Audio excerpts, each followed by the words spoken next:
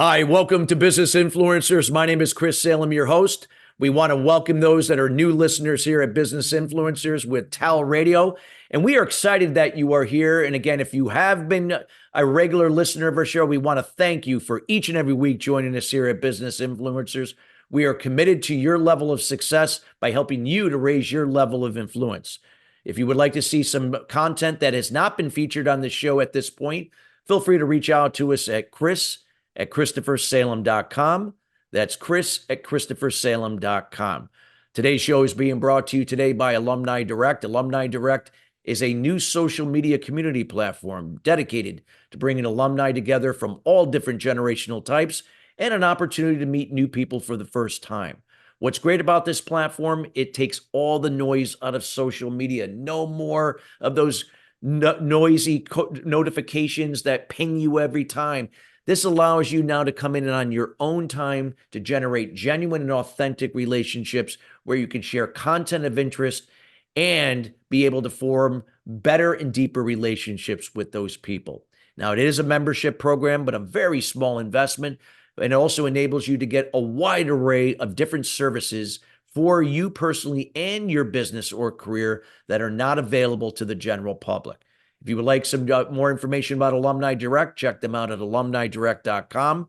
That's alumnidirect.com. Well, we got a great show for you today. I'm excited to hear what we're going to talk about today. It's called The Talk, not the one you think. So this is going to be not, what a lot of times, like, when we feel awkward about certain things, you're going to be able to learn about some of the things that we can now look at where, you could have these conversations about just about anything that's important in your life with other people. And we have the privilege of being here with Sarah Cavanaugh, who's going to be sharing this insight for you today. She's an entrepreneur, an adventurer, and a conversationalist. She has started at least 4 businesses in 3 nonprofits. She has traveled from Australia to Svalbard on 6 out of 7 continents. She is the founder of Peaceful Exit, a company that explores all aspects of grief and loss. She also co-designed a curriculum to open the conversation around the physical, psychological, and spiritual aspects of death and dying. Hosting this hard conversation in intimate settings has led to many leaders transforming their businesses and their lives. Successful business owners need to talk about more than what to do with their money. Now, she has led startups in the social sector for 30 years, working in support of the arts, leadership development, environmental justice, children's health, and human rights. She's committed to social change and a deep believer in the power of language and learning. Her newest company illuminates the research and writing of all those able to translate beauty and grief into words so they might normalize aging in life lived full out. Now, I could keep going on, but she is so dedicated to what she does, and she's been with our partner for 33 and a half years and a mom to 3 kind humans. And without further ado, we welcome Sarah Cavanaugh to the show. Sarah, how are you doing today? Thank you so much. It's such a great opportunity. I really appreciate it. I'm excited to talk to you today. I am so excited to have you here. And well, let's just dive in, about, sometimes we, the talk, that talk can be, a lot of different things. And sometimes it's not always what you say in the title, not the one we think. So let's do a deep dive about this and, how this shows up with people's lives, each and every day. And what are some of the things that you could share with us today that we could have that type of talk? Well, I think the title really comes from the difficulty in talking to your kids about sex or maybe your spouse. Yeah. But this is not obviously about sex. It's about death. And our culture has really made the end of life invisible. Yeah.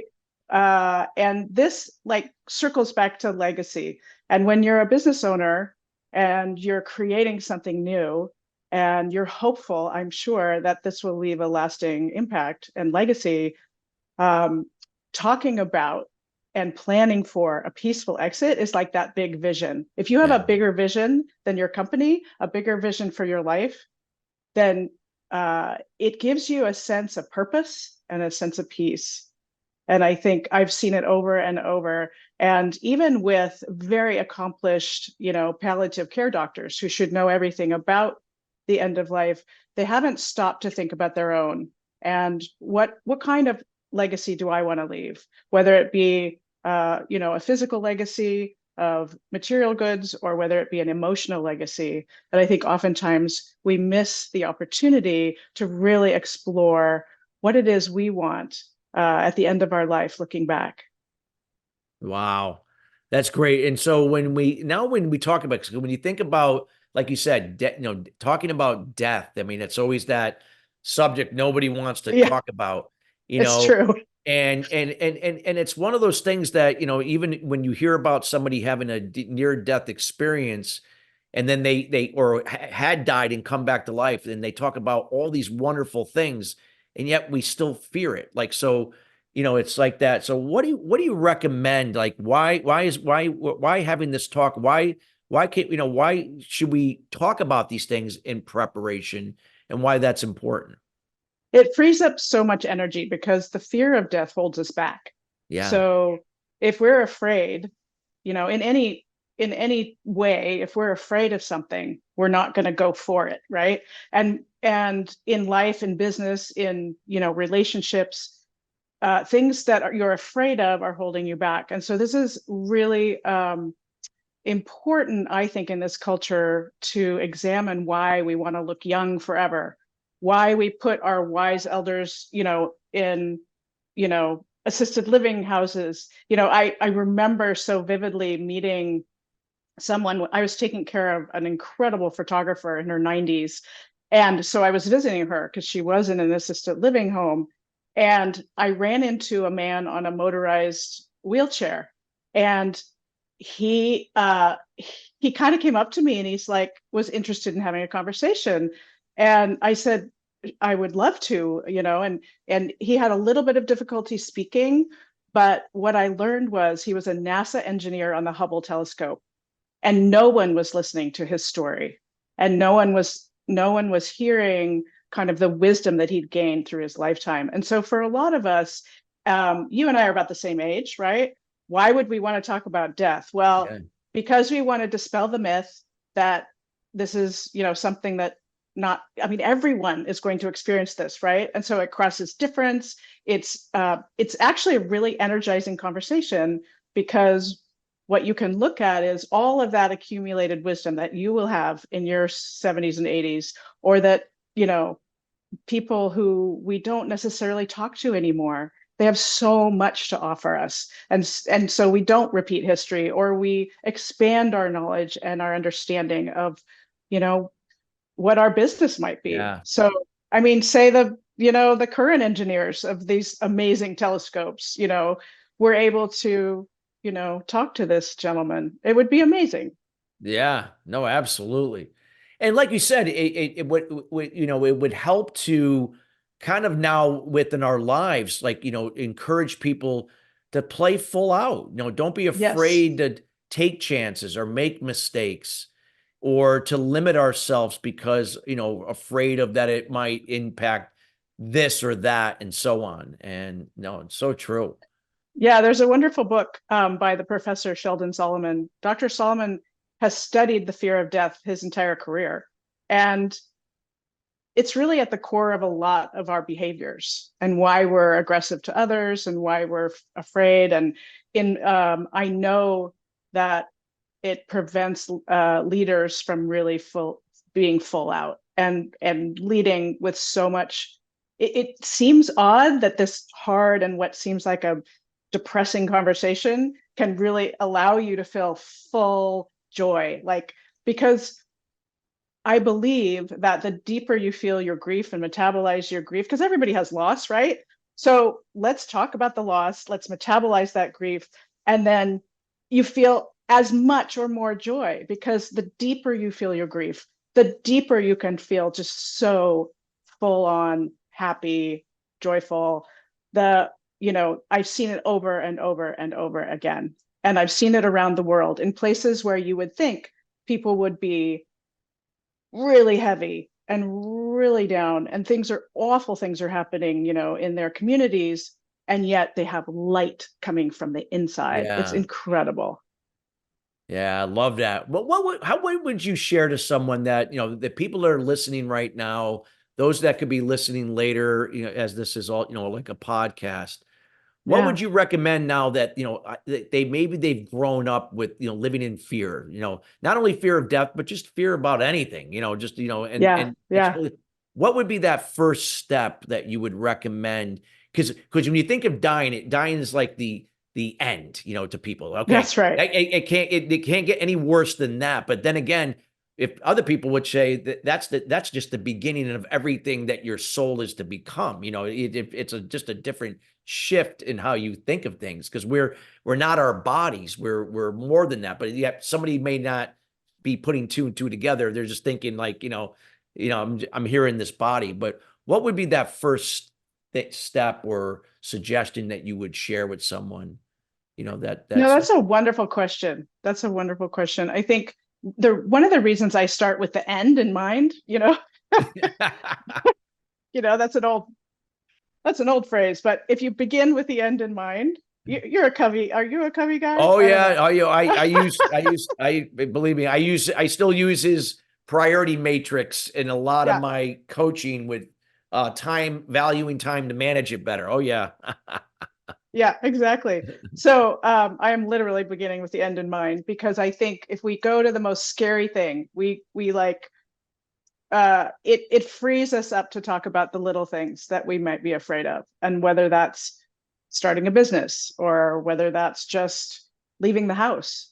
There's so much going on in the world right now that I think the first step might be for you to write about it if you're uncomfortable talking about it, and then find someone who might be going through the same thing, to share with. Um, I think you can't really have a clear vision for your life until you address this fear, or confront Mhm. this fear. And I think it's not easy. It takes some, and it might be an online conversation. It might be something that's, stepping into it with baby steps. And I think, you know, it's really important. The reason this is so out there, like, let's talk about death. Let's talk about, it could happen any day, right? So let's prepare. Um, it seems really extreme, but at the same time, it frees up all the little stuff, because you're like, yeah, I'm not going to be around forever. So every morning I'm going to wake up with gratitude that I have another day.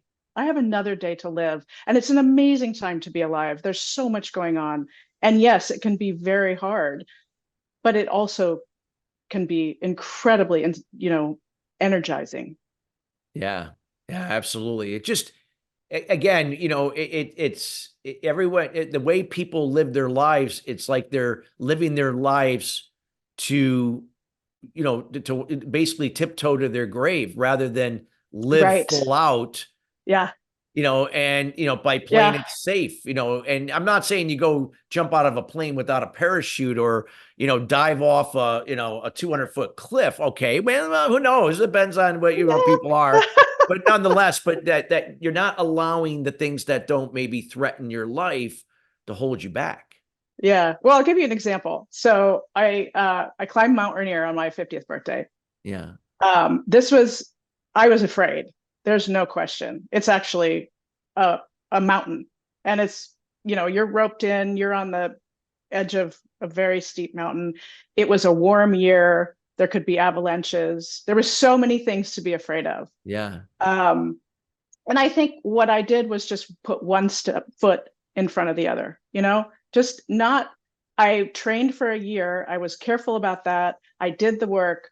But when it came to the climb, all of those butterflies that come when you're afraid, I just said, I'm just going to put one foot in front of the other, just one foot in front of the other. Yeah. And we summited at daybreak, and it was really the most spectacular, most beautiful day. We even took our parkas off at the top of the mountain. It was so warm, and you could see like four mountains from I mean, it's worth putting one foot in front of the other. It's worth getting out of bed in the Yeah. morning. and making that phone call to a friend, start to like understand what you're afraid of, start to like address it and take on something. This was a, big hairy goal, right? So take on something in the future that's a big hairy goal and just do one step in front of the other until you get there. And it just opens up so much and so many possibilities. And I probably would jump out of an airplane, but I'd want a parachute. Well, yeah, exactly. Yeah, I want.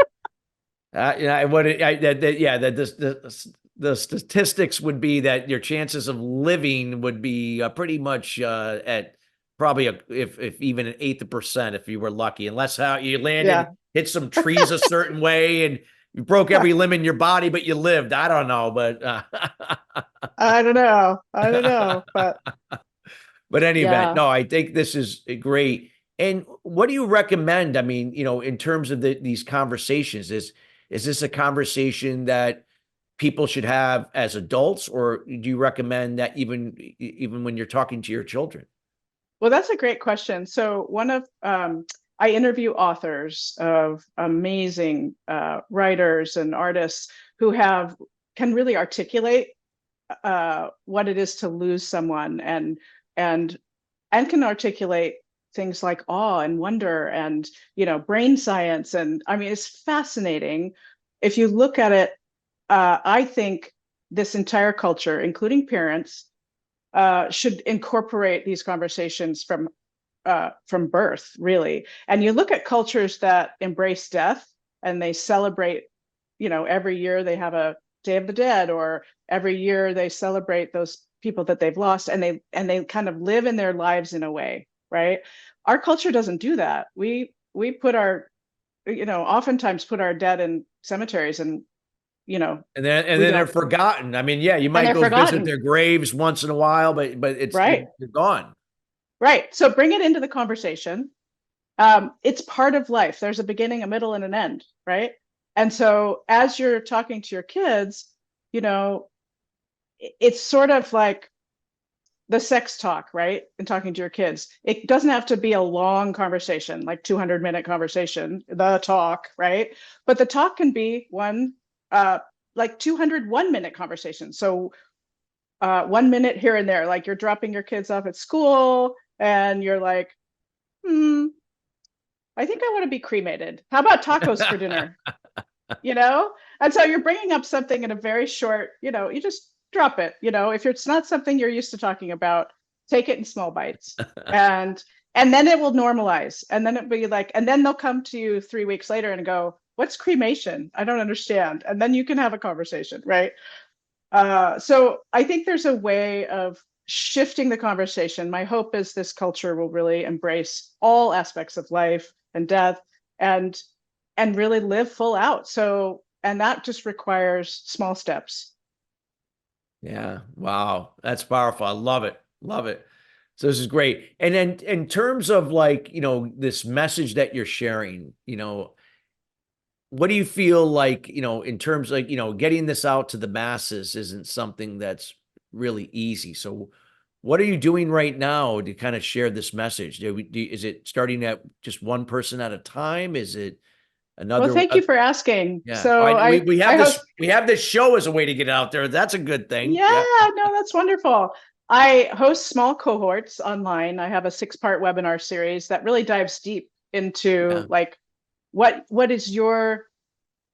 do you care about? What was your story? Like, what is your story about death and loss? What have you lost in your lifetime? And then we talk about like the history of your body and how you want to take care of it at the end of your life, and your relationships, because I think we need to clean up those too. If there's things in your life that are unfinished or unsettled.